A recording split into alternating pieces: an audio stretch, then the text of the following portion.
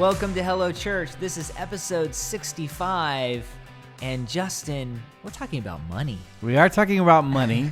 We're talking about 7 tips for pastors on how you can generate side income for yourself, for your family. Yeah, we know a lot of pastors, just because of the nature of your job, you're either bivocational and you work at a church, and maybe you just want to work at a church and earn some side income to help your pay the bills. Or possibly, maybe you're getting paid very little at the church because your church really can't afford it, and so you got to supplement your income. We're going to give you some ideas to hopefully help you walk through that. I will have to say, we are not financial advisors, so if you choose to invest in anything, consult a licensed financial advisor. But I do have one available spot in my downline. You can work from home. Yeah, it's like number one multi-level marketing. Oh my goodness. We won't be talking about any of that today, but we do have 7 things that we want to talk about that we feel like could be helpful to you, because we know pastors pastors have a little time, probably don't make the best salary, and if you can generate a few $1,000 extra per month, that would be substantial for your family. So hopefully these ideas can help you do that. Now, let me say this. We have, a lot of pastors on our email list. We know a lot of pastors. We've been pastors. There's a few of our friends that are full-time at their church, but slowly but surely they've been able to build a sort of a side business that doesn't require a lot of time. And that was really our goal, right? Like, how can you leverage your skills, your core strengths, not learning anything new? Because learning something new is going to take you a long time to get proficient at it. You're already strapped for time. How can you take what you're best at for the least amount of time in order to make some extra side income? And that's what we want to talk about today. Yeah, so first question, how do you feel about being a TikTok celebrity? Because that's where the money is right now. Pastors, don't try to be a TikTok celebrity. It's not going to go well. It might go viral, but not in the way that you want it to go viral. I mean, I feel like a few years ago it was like become a YouTube sensation. Now it's like TikTok. That's probably lowest on the list of things that we recommend that you do, just because it just takes a lot of work. So, but you mentioned something really good, leveraging your skill sets. And for a lot of pastors, every single week you are writing a sermon. And something that you said in the past is that writing a sermon is kind of the equivalent of writing a midterm paper. And so pastors are writing every single week. They're studying every single week. They're looking for illustrations. They're applying what they've studied to the lives of their people. So why not try to help increase your income by writing? I think that would be step number 1, or our suggestion number 1 is look at the field of writing. And we're not talking about writing a book, which, if you have the time to do that, great. But writing a book, becoming a book author is not going to make you a lot of money. Probably not. No. But you could write a blog. So you could write affiliate blogs. I know a guy who makes 5 figures a month, guys. 5 figures a month, and it's off of one blog post that he wrote using affiliate links. Now, he happened to be an early adopter in this software, and he compared it to their competitor. So when people search X software versus X software, he comes up, but he makes 5 figures a month off one blog post. And so what an affiliate link is you write a blog, you write something, and you take a link that's associated with your profile for a specific company. And if somebody clicks that link and gets referred, and then they purchase what you referred them to, you get a commission from that company. Amazon does the same thing. So you can become an affiliate for Amazon, and you can review bicycles or whatever it is, cycling shoes, and you can include those links. And anytime someone clicks that link and purchases something, you get a little bit of a cut. And I'll say this too. If you want to write a review of Seminary or Ministry Pass, we'll pass you an affiliate link, and you can make a little bit of money. Dismissed. We're just gonna throw that out there. And the reason why though we start with this though is because you work for a small amount of time. You write the piece, you write the affiliate blog, and then you're done with it. You don't have to do anything else, right? And it just sort of accumulates over time. again, trying to lean into this, like, how can you leverage your strengths for the least amount of time possible? The other thing you can do is you can write for different magazines, religious magazines, church blogs, church websites. They're always looking for contributors. I do think the pay is probably a little bit less than that. Yeah, it is. But you're talking about something that you've probably been experiencing for the past 10 years, 20 years, especially if you've been in ministry a long time. So it's not hard work, but I think there may be more upside using affiliate stuff. The other thing you can do is we know a pastor that would write commercials, would write scripts for local commercials for the actually, I think he was writing some stuff for ESPN radio here in Houston at one time. So, again, pastors, you're writing out sermons, you're presenting content every week. Look into like those types of opportunities that are outside of the church that can generate some decent income for you. Yeah, so writing is number one. And this next one actually kind of hits both writing and this topic, but it's research. So there are a number of pastors who need help researching their messages, not ghostwriters writing their message, but they want to talk about marriage. And so they're like, oh man, I would love for somebody to read 2 books because I can only read, 2, somebody else reads 2, and then they provide a recap of those books on marriage, and I can include some of those quotes in my sermon. Or I would like for someone to do a deep dive, maybe Greek or Hebrew, deep dive into a passage and show me what they found, and then I can take that material and include it in my message. So that's something you could do. I know there are different organizations. One of those is Docent, where you can write and research and help out other pastors who are preaching or maybe even putting together blogs. And I'll say this too. So as a pastor, if somebody says, hey, like, what are you skilled at? Obviously, one of your greatest assets is you're good at being a pastor. You're good at teaching the word. And so there are other churches that need people to maybe write emails for them or blogs for them, or to take a sermon and convert it into a blog. And you are one of the best people to be able to do that because you understand that world. So it might be that you help out another church by doing research or by writing for them. And I think that could be a really good use of your talents. Yeah, I totally agree. And the other thing, too, that you could do as it relates to writing is if you're bilingual, you could translate stuff. I think that's probably on the lower scale. But again, if you're bilingual and you're able to do that and you have some spare time, go ahead. The third thing is investments. So, again, we're not financial advisors. We're giving you ideas. Like Pilate, right here, just washing my hands of this. Give it ideas, but make sure you use wisdom. But just some ideas in terms of investments would be the third item on the list. Yeah, so, if you're going to leverage your extra income somewhere to try to make money, don't buy dead assets. People can rent out their homes. We had a friend of ours. They're actually at our church. They just put their home up right on Airbnb, and they just listed a crazy price. And it was like, hey, we like our home. We're living in our home, but someone wants to pay us X amount of dollars a night to stay there, we'll stay with the in-laws. With like a minimum of a week or 2 Yes, weeks. It was a minimum of a week. They had 2 companies contact them, where there was I would say a higher net worth individual or family in the area that were doing some big remodels on their home, and they said, hey, can we rent out your home for 3 months?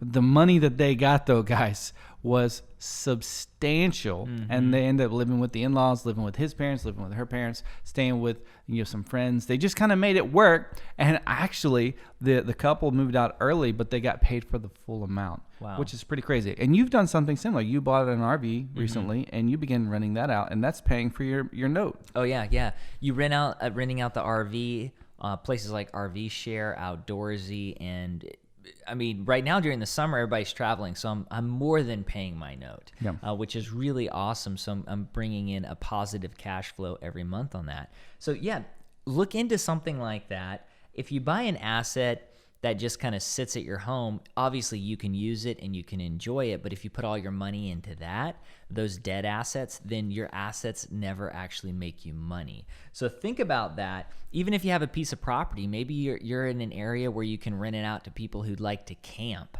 Whatever it is, just kind of get creative, and I think you might be able to find some interesting ways to make some money. Another thing you can do, if you're a sports fan, I mean, maybe you collected baseball cards when you were a kid. Like I'm 38, so when I was a kid, baseball cards were like super popular. They call it the junk wax era because they printed just way too many. But sports cards has made a major comeback the last several years, and I've made some decent income collecting sports cards. And look, I'm a fan of sports. I love watching college football. I love the NFL. I love the UFC. I love NBA playoffs, not necessarily the regular season, but I mean just a sports fan in general, right? Go Stros.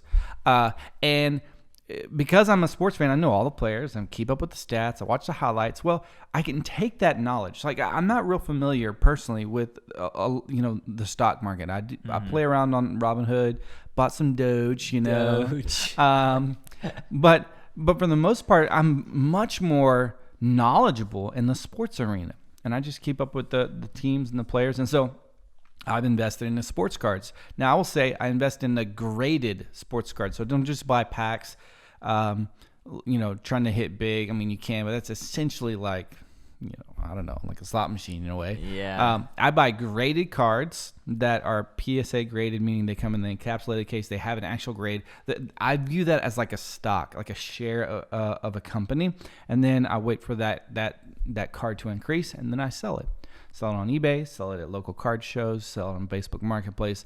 But if you love sports, this may be actually a really passive way for you to make extra money. Another thing, this is going to sound really funny. It's not even in our notes. Yeah. But Wade and I met someone, Joe Sengel from Enjoy Stewardship Solutions. He had a college roommate, that's been buying and selling Legos for 20 years. Mm-hmm. And you're thinking, buying and selling Legos. After doing research, we found that Lego sets, particularly like Star Wars, something like what would you call it, the main movie sets. Yeah, the ones that have that IP attached to them. Yes, they increase in value at 14% on average annually. So again, it's like a stock. You can buy it, and we made a lot of money selling Legos, to be honest with you. Yeah, I did it for a while. I started like 2 years ago. I still have a couple that I'm just waiting to sell because they retire and all that. You got to be careful because if you buy the wrong ones, it's just. Well, but it's kind of a fun little hobby. I think that could be super interesting. And then thrift store. Flipping. Yeah. I know people want vintage T-shirts and vintage clothes. So if you can buy something and take it and flip it on eBay, that's good. I know flipping just in general, whether it's garage store, finding deals can be lucrative if you do it right. It takes a while to understand the world, like whether it's the Lego world or the card world. But if you already know Legos and you kind of understand that, then maybe that would be a good entry point. Yep. Another thing you can do is create and sell your own resources. So, again, leaning into your strengths, right? So, if you're the pastor and you're preaching 40 times a year, you know God's word pretty in depth, right? And so you can create Bible studies. And what's weird is, right, like some of these things you think, well, I would do this for free at my church. Well, yes. And that's a great noble effort, but there may be other people outside your church that would benefit from your knowledge and experience. They have a specific need. You could write Bible studies. You could create, let's say you're writing your own sermon series material and your church is producing it or you're producing it. You could package that and sell that to other pastors in your network. You could, we know a couple that shoots, they shot photos and videos, right, of like, on a site called Lightstock, which is, a good partner friend of ours. Lightstock's awesome. It's like cheesy free stock photography and video for churches. So it's like if you need a small group image for your small group page on your website, you'd find a really solid image like that on Lightstock. Well, this couple shoots, they're making 5 figures a month on their commission because they kind of got in early and they just shot every week. They're like committed to saying, hey, for a few hours every week, we're going to shoot some stuff, get some people together, maybe shoot at the church, whatever the case may be, and we're going to upload it to Lightstock, and we're going to make money that way. And again, the whole idea is right, is using some strength. So maybe you did photography at one time, or you have the creative flair. Spending a few hours working on something, and then allowing that few hours of input to generate income. And it's not like large income, but it accumulates over time, right? And as you add more and more and more, it just swells and grows till before long, like this couple, you're earning 5 figures. Yeah, and this is kind of along those lines as well. It's under that category, creating and selling resources, but also maybe preaching, maybe at youth camps or at other churches. If you're able to do that, you might be able to make a little side income and really help add to the salary you get at the church, or hopefully even help you go full time at your church if you're working somewhere else. So that could be something fun. The 6th tip we have is coaching. Now, for some of you who are younger who are listening to this might not necessarily be an option, but for those of you who are seasoned pastors, whether you have been a youth minister for 10, 15 years or a senior pastor for a couple of decades, other churches and other pastors would love to have you as a coach somewhere. And I think that could be a great opportunity for you to pour into the next generation and make a little bit of money to add to your ministry. Yep. You could coach other pastors. You could coach people in public speaking. Again, pastor, whether you realize it or not, you are professional as a public speaker.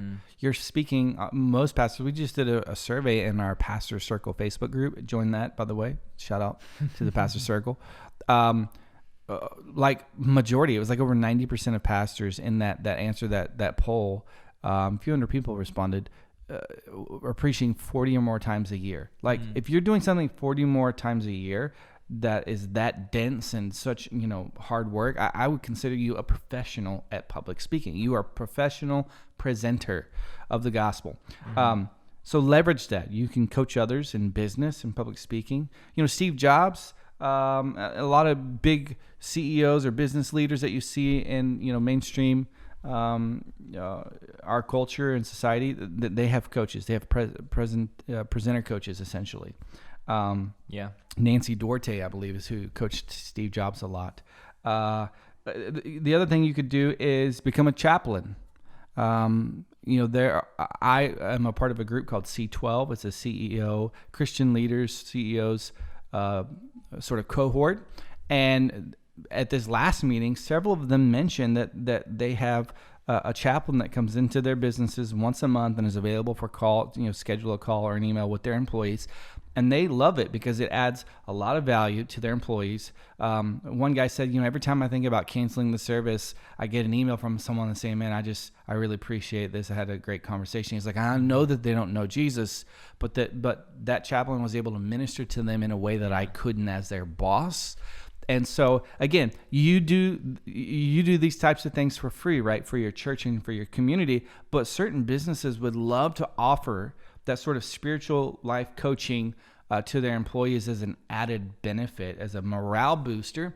And again, leaning into your core strengths and what you're great at for the minimum effort is what we're going for here, because we know that you don't have a lot of time, but maybe consider becoming sort of chaplain for hire for different businesses. Yep, that was number 6. Number 7 would be teaching classes.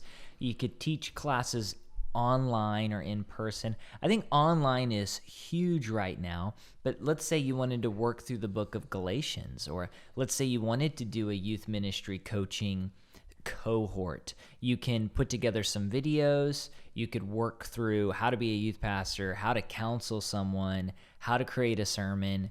Whether you put those on YouTube or you build a class and allow people to join for a fee, I think that could be something that could utilize, once again, your talents as a minister to help coach, but coach more people at once. And once you create that class and you get that all set up, then really you're just kind of doing administration work and people are joining it all of the time. And I think that adds to your income, but doesn't necessarily put too much tax or weight on your schedule. Well, one of the things to remember is that like let's say you taught a class on how to study the Bible. Like how do you actually study the Bible and go deeper into God's word? Well, your church could be the beneficiaries of this class, and then you could sell this class to people outside your church or on Udemy or on any of these training course websites. And so again, like your church can benefit from this, but then you can make money outside of it. So I think it's just a really, really neat opportunity for pastors in today's world, especially, there are not many people in our society that write 40 college term papers and then present them every single week. I feel like pastors don't realize how much work that actually is, or how unique that is in our world. Maybe not. I mean, how much work it is. It's every week, right? But how unique the pastor's role is in the fact that you're presenting this content every single week. And so lean into that, leverage that strength for your and your family's benefit so that you can make a little extra money and do things that you've always wanted to do. Maybe go on an extra vacation this year because you made a little extra income. Yeah. Listeners, I hope you've enjoyed this episode of Hello Church. Make sure to tweet your favorite points or maybe even add suggestions by using the hashtag HelloChurchPod. You can also comment if you're watching on YouTube. Yeah, do you have a side hustle? We'd love to hear about it. Yes, are you bivocational? How do you generate extra income? Let us know.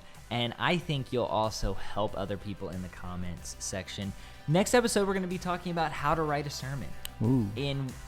A lot of you, almost all of you, have written a sermon, but you might learn something new in this next episode. So make sure you tune into that. It's going to be a good one. Yeah.